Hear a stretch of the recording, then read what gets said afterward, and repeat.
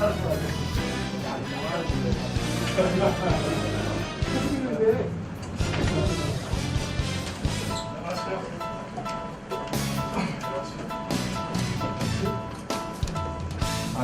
김광철 시장께서 시작과 1차 찬스를 주제로 시정 유효 성과와 19대 역종 과제에 관한 브리핑이 있습니다. 네, 여러분, 오늘이 제가 이 두 번째 임기 시작한 지 3년째 되고 2010년부터로 따지면 7년입니다. 최장수 시장입니다. 그리고 이제 남은 1년 동안 또 좀 역점을 둬야 될 일에 대해서 말씀을 드리고자 오늘 함께 했습니다. 지난 제가 늘 말씀드린 것은 4가지 혁신 주제를 시정의 화두로 끌고 가는 것이었습니다. 재정, 공간, 행정, 표준. 전에는 이제 그 표준을 이제 교통혁신 이렇게도 표현했습니다만, 두 번째 임기에는 이렇게 끌고 가고 있습니다. 재정 분야에 있어서, 이 실적들에 대해서는 뭐 자료로 보시면 되겠고요. 요 안에 이제 이 쪼만쪼만하게 정리된 것들은 뭐 익히 아시는 내용들이기 때문에 참고해 주시고요. 이 기조 속에서 우리가 해야 될 일을 몇 가지 짚어보면은 역시 뭐 일자리 창출이 가장 중요한 일이고, 작년도에 경기 일자리 재단을 유치한 데 힘입어 가지고 이제 그 도 단위의 제대로 된 기관 유치가 실제 우리 지역에 성과와 도움으로 나타날 수 있도록 올해부터 본격화되는 시기다, 이렇게 이해해 주시면 되겠습니다.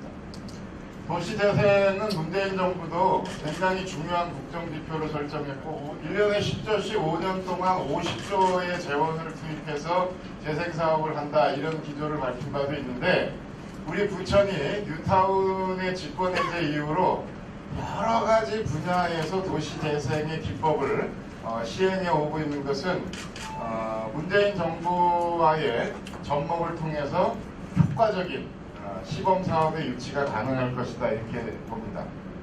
그래서 중요한 거 몇 가지가 있는데, 일단 17만 평에 달하는 오정 분부대 이전 사업이 드디어 이제 올해부터 가시화됩니다. 2023년까지 오정 일종의 오정 신도시의 마무리를 위해서 우리가 매진할 계획이고, 종합운동장 역세권과 추니 허브렉스 도시재생 사업은 이미 국가 시범 사업으로 채택이 된 바 있는데, 그린벨트 해제 절차가 아직 마무리가 안 됐습니다. 그런데 지난주에 드디어 이제 그린벨트 해제의 거의 8, 9구 능선을 넘었기 때문에 8월 중에 정식으로 그린벨트 해제의 발표만 남기고 있지 않았나라는 판단을 합니다. 그러면 이 종합운동장 주변, 종합운동장역과 춘희역까지 이어지는 허브렉스 지역의 도시재생 사업이 본격적으로 1년 동안 이제 진행이 될 예정입니다. 그리고 앞으로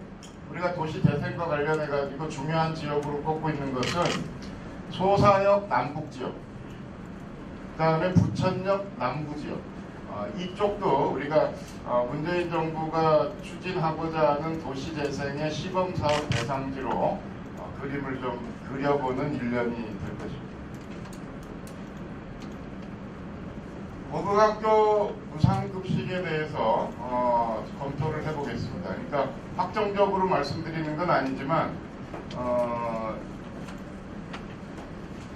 경기도가 무상급식에 이제 본격적으로 동참하게 되면서 부천시가 한 36억 정도의 재원 여력이 생겼습니다. 그리고 김상곤 교육부 장관 후보자의 대표 정책이 무상급식 정책이기 때문에 순조롭게 안착한다 그러면 국가 차원에서 학교급식법 개정을 전제로 하는 중앙정부의 무상급식 지원 예산이 편성될 것으로 우리는 보고 있습니다. 이렇게 되면 우리가 1년에 200억 정도를 5대5 매칭으로 경기도교육청과 현재 3살부터 중학교까지 무상급식을 하고 있는데, 거기서 현재 절감된 한 36억, 또 중앙정부 정책에 의해서 절감될 얼마일지 모르지만 플러스 알파, 요거를 가지고 고등학교 급식 재원으로 활용해 보고자 하는 계획을 세우려고 합니다. 그래서 한 40억 정도가 있으면은 한 학년을 할 수 있어요. 그러면 형편을 봐가지고 시의회와 잘 협의해서 내년부터는 가급적 고등학교 3학년부터 우선으로 바로 갈게요. 무상급식을 해볼 수 있는 방법을 찾아보겠다. 예, 이런 내용. DB 1, 2, 3는 잘 아시는 것처럼 창동 영상단지, 종합운동장 주변, 대장동 일대에 대한 기업 유치 여력을 획기적으로 강화하는 사업을 진행을 했고, 그다음에 문화예술회관도 대상 부지를 이제 시청 좌측편으로 확정을 해놓고 현재 행자부 지방행정연구원의 심의를 받고 있는 과정인데 몇 가지 조금 보완 요청이 있었습니다. 그러니까 콘서트 전용홀의 활용도가 좀 낮을 우려가 있기 때문에 다목적 홀로서의 기능을 좀 보강했으면 좋겠다 이런 얘기가 있었고, 우리는 경기도와 협의해서 부천 자체의 예술회관 건립 계획으로 시작을 했지만 경기도의 제2예술회관으로 이 컨셉을 좀 보강을 지금 하고 있습니다. 그렇게 되면 수원에 있는 경기예술회관을 이제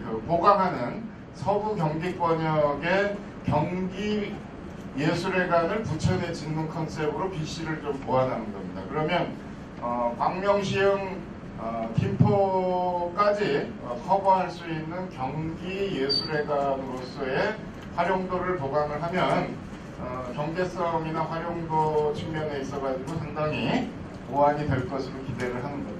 그래서 이것도 정말 우리 중동 신도시 만들 때부터 수건 사업이기 때문에 내년 1년 남은 임기까지는 착공할 수 있도록 준비하려고 합니다. 그다음에 광역교통망은 현재 차질 없이 되고 있는데 이 소사 대곡 지하철도 이제 착공을 했고, 남은 것은 원종 홍대선을 이 계양구하고 이제 공동 영역을 통해서 인천 지하철까지 연결하는 일을 1년 내에 좀 확정을 해보려고 합니다. 그러면 원종 사거리에서 오정동, 대장동 우리가 개발하려고 하는 지점을 통과해서 계양구 작전동으로 이어지는 노선을 추가하려고 지금 용역을 준비 중에 있습니다.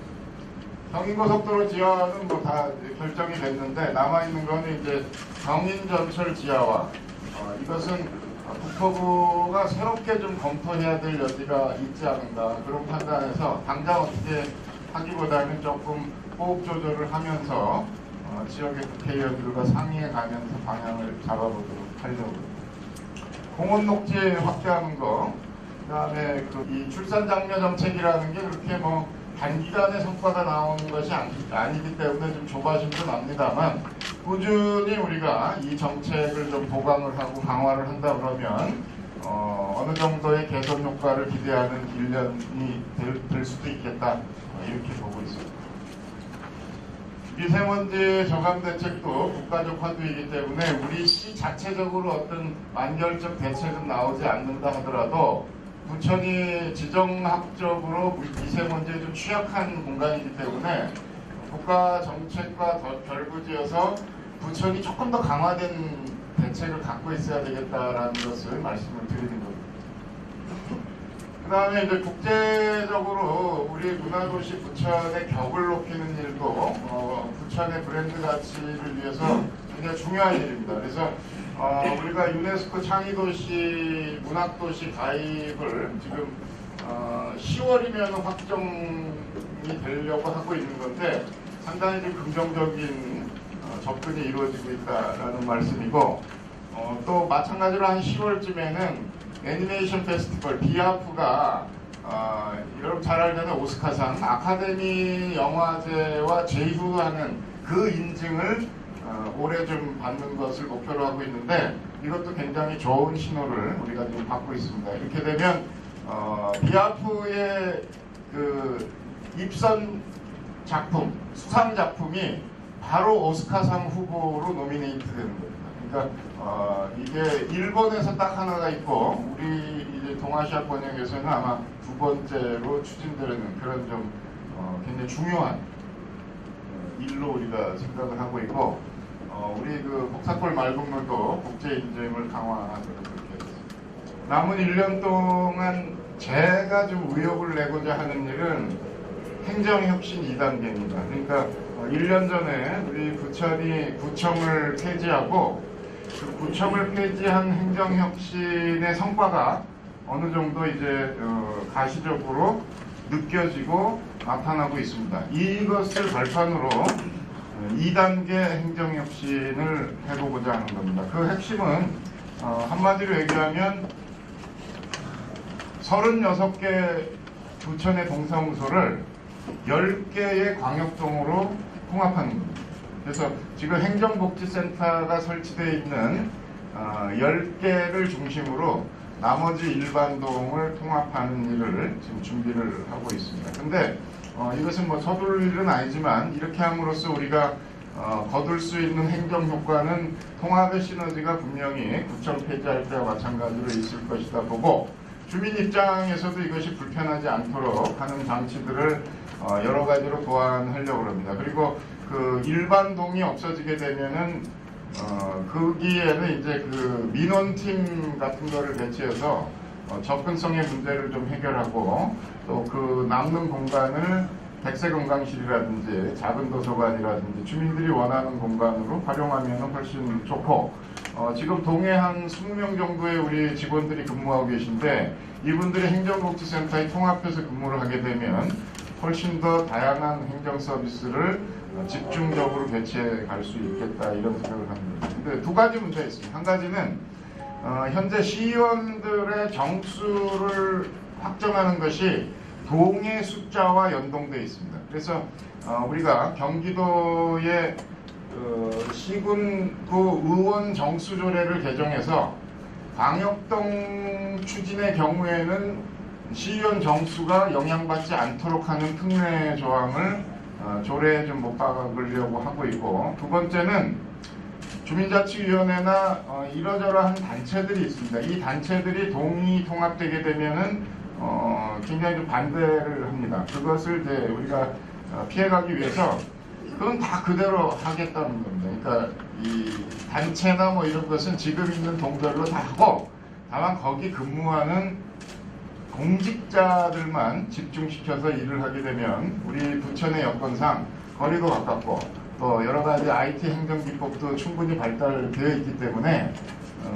행정은 좀 집중화되고 자치는 분권화되는 이런 두 마리 토끼를 다잡을 수 있지 않을까 하는 생각입니다. 그래서 올 연말까지 용역을 통해서 이 문제에 대한 갈피를 잡으면 내년 한 중반 상반기 끝 무렵이나 이럴 때는 좀 시행할 수 있는 구체적인 안을 만들 수 있지 않을까 이렇게 생각하고 이 행정혁신 2단계에 언론 여러분들의 좀 많은 관심과 지지를 좀 당부드립니다. 예. 부천의 뜻은 부천만 예외로 해달라는 단서 조항을 달고자 하는 것입니다. 그런데 이제 이게 정치적으로 매우 민감한 주제를 담고 있기 때문에 과연 다른 지역의 경기도 의원들이 이 문제를 어떻게 바라볼 것인가라는 의문의 여지가 있습니다. 물론 이제 8월 경기도의 임시회에 이게 상정될 걸로 알고 있습니다만은 그 과정이 만만하지 않을 것 같거든요. 결국 그 의회에서 불발이 된다면 시의 추진 작업도 연동될 거라고 봅니다. 그에 대한 계획이나 보관이 있으신지 궁금합니다. 이미 남경필 지사도 이런 의원 정수 변동은 특례로 인정해야 된다라는 이제 공감을 이룬 바가 있고 김종석 대표위원이나 뭐 우리 지역의 의원들은 말할 것도 없고 공감하는 도의원들이 다수 있는 걸로 알고 있습니다. 그래서 최선을 다해서 도의회에서 이 문제가 잘 처리되기를 기대합니다. 그런데 어떤 경우에도 시의원 정수는 우리 시민들의 인구가 줄어드는 거야 어쩔 수 없지만 인구가 그대로인데 우리 시의원 숫자가 주는 것은 대의성의 문제가 있는 거기 때문에 그럼에도 불구하고 추진할 수는 없겠죠. 그래서 우리 이런 그 시민 대의성이 위축되지 않은 범위 내에서 이루어지는 것이 행정혁신일 거라고 봅니다. 시장님께서는 저 개인적으로 재선에 성공하신 시장님으로서 나름대로 좀 평가를 합니다. 그래서 앞으로 그동안의 추진 내용에서 7년 동안 시장님 개인적으로 가장 보람 있었던 일과 또 고민스러운 일이 있다면 어떤 일이 있는지 좀 들어보고 싶습니다. 예. 이거 한 1박 2일 해야 되는데. 보람 있는 거야, 뭐, 두 가지죠. 하드웨어적으로는, 신곡천 마루광장, 송내역 무지개 환승센터. 이 세 가지가 가장 좀 보람이 있습니다. 그러니까 그 비포 애프터를 여러분들 머리에 그려보면 참 많은 변화가 있었구나, 공간적으로. 그렇게 보실 거고. 소프트웨어적으로는 이 두 가지인데, 하나는 아트밸리, 하나는 구청 폐지, 이렇게 두 가지가 좀 기억이 납니다. 그래서 어떤 좀 있었던 것을 개량한 것도 물론 있지만, 제가 지금 거론한 것은 없었던 일을 만드는 거기 때문에 나름대로 좀 애착을 갖고 있는 사안입니다. 근데 간단하게 한 세 가지 말씀드릴게요. 제일 지금 심각한 거나 제일 지금 저희들이 궁금해하는 게 우리 야인 시대 이 부분이 지금 어떻게 진행되고 있는지 이에 대해서 제가 잠깐 부연 설명을 드릴게요. 시장님 앞서 제가 이 질문을 드리기 전에 홍명 부천구청장님하고 단독으로 인터뷰를 했습니다. 근데 홍청장 얘기는 뭐라고 그러냐면은 새시대 즈음에서 시장 대통령도 새로 오셨고 그랬기 때문에 자기가 시장님을 잠깐 모시겠다는 거는 자기 상인들과의 잠깐의 만남은 한 10분, 15분 정도만 자기도 나갈 테니까 10분, 15분 정도만 시장님이 오셔서 그냥 설명만 해주시고 그냥 나가주시면 나머지는 실무자가 다 할 거 아니냐. 근데 시장님 그거를 조금 좀 이해해 주셨으면 좋겠다는 차원에서 말씀을 드리는데 그거에 대해서 시장님 말씀해 주시고 두 번째로 시장님 지금 우리가 상당히 심혈을 기울여가지고 부천 북부역 광장에 마루광장을 지금 시장님 만드셨는데 이 마루광장이 전국 지금 노숙자들 집합소가 되고 있습니다. 그래가지고 하루에 치안을 유지하는 경찰관들이 30건 내지 40건의 치안 다니고 나지고 신고를 받는 겁니다, 시장이. 그래가지고 허당때 부산에서 있는 노숙자들도 지금 들어와 있는 상황이고, 그래서 이게 참 머리가 아파가지고 시장님께서 어떻게 해결해 주시면 좋겠다는 민원입니다. 이거는 경찰관들의 민원. 세 번째 분은 일자리 창출의 일환으로 우리 시에서 지금 추진하는 일자리 창출, 또 국가적으로 추진하는 일자리의 일환인데, 이것도 민원인데, 요양병원, 대형 요양병원을 지금 다 짓고 있는 원장은 하는 말이, 자기들이 다 만들어놨는데 이 법이 약간의 차이가 있어가지고 자기들이 한 150명에서 200명의 일자리를 창출시킬 수 있는 지금 시스템이 돼 있는데 법 해석이 약간 좀 차이가 있다. 그런 얘기를 해요, 시장이. 그러면 자치단체장이 충분히 그거는 해결할 수 있는 부분이다. 그러니까 이건 보건소하고 좀 시장님 알아보셔가지고 민원이 다 들어갔으니까 그런 부분에 대해서 일자리 창출의 일환이니까 한 200명이 수용된다고 그러니까 그런 거. 그래, 이거 세 가지만 간단하게 해주세요. 예, 요양병원 문제는 제가 그 부서에서 좀 알아보고 이 문제를 좀 어떤 성격인지 좀 이해를 하고 접근을 하는 게 좋을 것 같고요. 그 상동 문제 가지고 이제 부평에서 자꾸 이제 시장 나와라 그럽니다.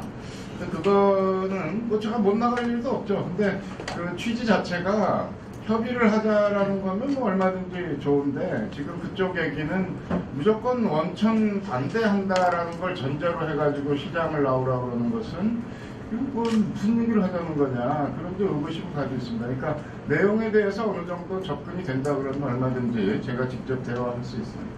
마루광장이 노숙자 집합소 되는 것은 계획에도 좀 있었습니다.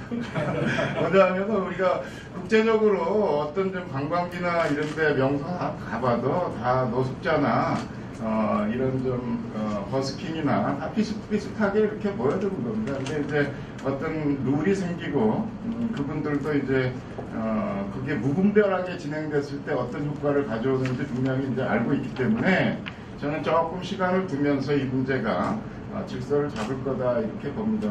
그런 것들은 좀 일률적인 단속이나 규제로만 해결될 건 아니다 경험상 그렇게 보고 그것도 우리가 하나의 좀 안고 가야 되는 그런 요소라고 생각을 합니다. 네, 기타 궁금한 사항이 있으면 대장실 국장님께 질의해 주시기 바랍니다. 이상으로 기자회견을 모두 마치겠습니다.